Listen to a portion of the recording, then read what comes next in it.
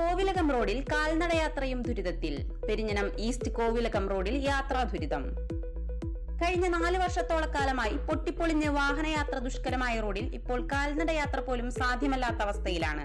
വിഷയത്തിൽ വാർഡ് മെമ്പറും ഗ്രാമപഞ്ചായത്തും അടിയന്തരമായി ഇടപെട്ട് വെള്ളക്കെട്ട് ഒഴിവാക്കാനുള്ള നടപടിയെങ്കിലും സ്വീകരിക്കണമെന്നാണ് പ്രദേശവാസികൾ ആവശ്യപ്പെടുന്നത്.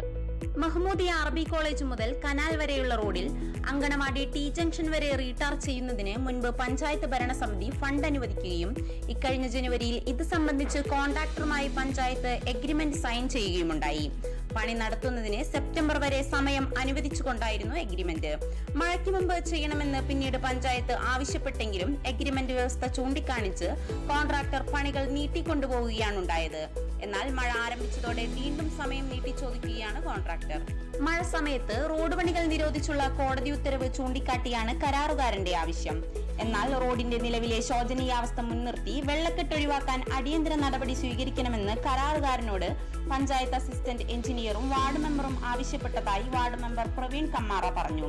സഞ്ചാരയോഗ്യമല്ലാത്ത റോഡുകൾ യുദ്ധകാലാടിസ്ഥാനത്തിൽ പണി കഴിപ്പിക്കേണ്ടതിന് പകരം ദീർഘകാലത്തേക്ക് എഗ്രിമെന്റ് വയ്ക്കുന്ന പഞ്ചായത്ത് നിലപാടുകൾ ഇനിയെങ്കിലും തിരുത്തണമെന്നാണ് പൊതുജന താൽപര്യാർത്ഥം പ്രാദേശിക വാർത്തകൾ ആവശ്യപ്പെടുന്നത്.